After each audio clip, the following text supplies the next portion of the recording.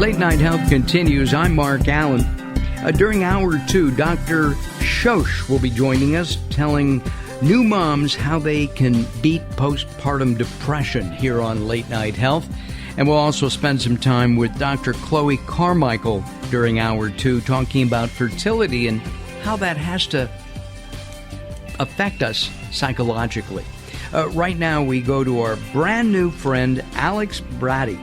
She's the author of From Chaos to Clarity, and we only have a few minutes left, and we'll have to have Alex back in the next couple of weeks to continue our discussion.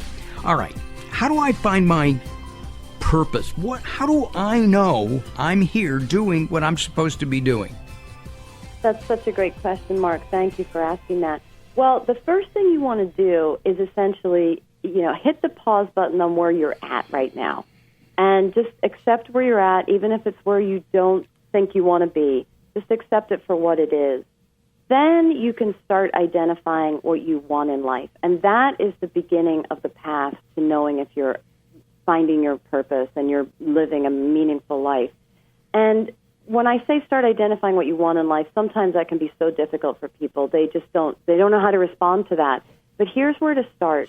Look at what you don't want, so you can get clear on what you do want. And a lot of people can very quickly list off all those things that they don't want in their life. So start there, but use it as a pivot to essentially then get clear on what you do want. And start focusing on that, what you do want. Look at why you want it. That's the next step. Why do I actually want this thing? How do I want to feel?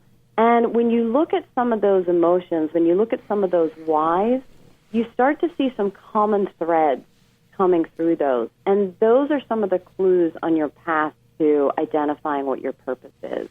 And some of the things to help you get clear on your why is to ask some questions of yourself, right? I mean, the classic, if money and time were unlimited, right? What would your dream scenario be for who you are, what you're doing, what you have? I wouldn't be living in Nevada. Well, you've chosen that Southern California, 70 degrees all the way around. I get it. Yeah. I get it. Once you're in California, you're staying in California. That why is very clear. But a month or two every year in Italy and France would be nice. Yeah, absolutely. Absolutely. You used an analogy, the hamster wheel. Mm-hmm. How do you pause that button? That little hamster is just running and running and running and running. How do you pause that? Well, and it is hard, right? But here's the thing. Unless you pause it, you can't change the direction of it. You can't just go from going in one direction and then just immediately go in the other direction. One sort of key and very simple thing to do that, to help you hit that pause button, is essentially making the commitment to spend 10 or 15 minutes each day devoting it to you. And if you think 10 or 15 minutes is a lot and you're too busy to find that, let me tell you, it's 1% of your day. It's 1%. That's it. That's all it is. And if you devote just a little time each day to the topic of you and just take some time out, do something that you enjoy, read a book, take a walk, get outside in the fresh air, but take that pause from your life each day, you will start to see just in that short period of time daily that you start to hit that pause button. You do start to sort of grab your breath, as it were, right? You start to sort of come up for air and realize, okay, I can create a little bit more space and time for myself. Let me just assess where I'm at. So it's 10 to 15 minutes a day. Do something that you really enjoy and find that space for yourself. And it can be that simple to help you that initial pause. But carving that 15 minutes, even people like Warren Buffett, I mean, they're so busy. They are, but I can assure you that people like Warren Buffett absolutely carve that 15 minutes for themselves.